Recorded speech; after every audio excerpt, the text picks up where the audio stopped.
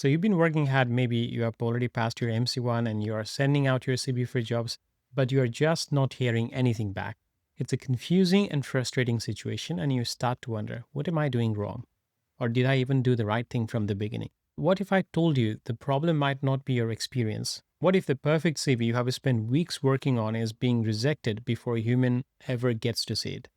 One thing we need to remember here is that a huge number of large employers in Australia, including many of the hospitals you are applying to, now use automated software to screen CVs first. While there is not an exact official figure for hospitals, we know that around 4 in 5 Australian employers in general use these systems, which are called Applicant Tracking System or ATS. That's why you might be rejected because you're writing your CV for a person, but you first need to get past a robot. I'm an IMG who has been through this system, and I want to show you the CV structure that works for both the computer algorithms in Australia and the human recruiter who makes the final decision. This is not just about listing your experience, it's about building a strategic document that actually gets you in the door for an interview.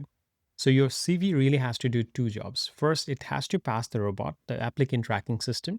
Now, this software is not a SMAT. Let's say it's like a bouncer at a club who has been given a very specific dress code. It's programmed to scan for certain keywords and the right formatting, and if your CV does not match what it is looking for, you're not getting in. It does not care about your amazing clinical skills if they are hidden inside a fancy template the robot cannot read. Only after you pass this first test does your CV get to the second audience, the human recruiter or the department head. And this person is always busy. They will only spend a few seconds looking at your CV, so they need to see right away that you are qualified, safe, and a good fit for their team. Your CV has to be easy to scan, clear, and convincing. So, let's build a CV that does both of these jobs. Beating the robot is all about following the rules and using the correct formatting. If you get this part wrong, your application can become invisible. First, formatting is everything. You should use a very clean single column layout with a standard font like Arial or Calibri. It is very important to avoid using tables, columns, images, or any logos because the ATS often can't read them correctly. And unless the application specifically asks for a PDF, it is usually safest to submit your CV as a Word document, as it is the most compatible format for these systems. Second, use the right headings. The ATS is looking for standard section titles to understand your CV. Use simple and clear headings like personal details, professional summary, clinical experience, and qualifications. Don't try to be too creative with these titles. Third, you have to master the keywords. This is a very important point. The robot is programmed to look for the exact words and phrases that are in the job description. So let's say the job ad asks for experience in chronic disease management. You must use the exact phrase. Don't write something like experience in the care of long-term illnesses. You need to mirror their language. Look for the key terms they repeat in the job advertisement and make sure you include them in your professional summary and your clinical experience sections. Okay, so let's say your formatting has helped you get past the robot. Now your content has to impress a real person. This is where you get to tell your story. This starts with a powerful professional summary. Think of this as your 2 to 3 line introduction, right at the top of your CV. It needs to say who you are, how many years of experience you have, and what you are looking for. For example, international medical graduate with 5 years of experience in emergency medicine, eligible for APRA limited registration, seeking a hospital position to apply my skills in acute patient care with a collaborative team environment, full working rights in Australia. It can be something like this.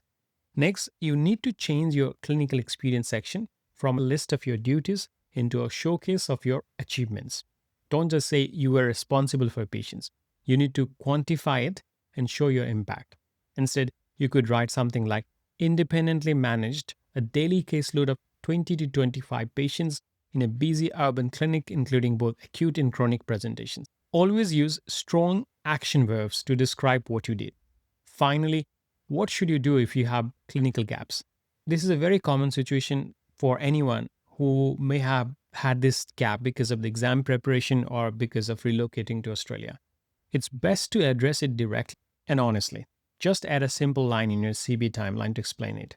For instance, June 2024 to December 2024, focused on preparation for the MC clinical exam and relocation to Australia.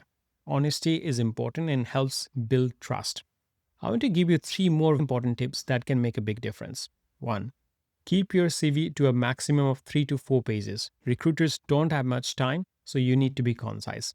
2. Make sure your APRA registration status and your visa status are clearly stated right at the top of your CV near your personal details. This is one of the first things an Australian employer will look for. 3. Always ask for your referees for their permission before you list their contact details. This is professional and it makes sure they are ready to give you strong recommendation when they get a call. So, if you have been finding it hard to get interviews in Australia, remember that the problem might not be your experience, but the way you are presenting it. You now have a framework to build a CV that can satisfy the robots with its structure and then impress the recruiters with your story. It's a system, and now you know the rules to play by. If you follow these steps, your chances of landing a job will be much higher. If this guide was helpful and you want more strategies for your IMG journey in Australia, please hit that subscribe button. And if you have any questions about this, please let me know in the comments below. Thank you.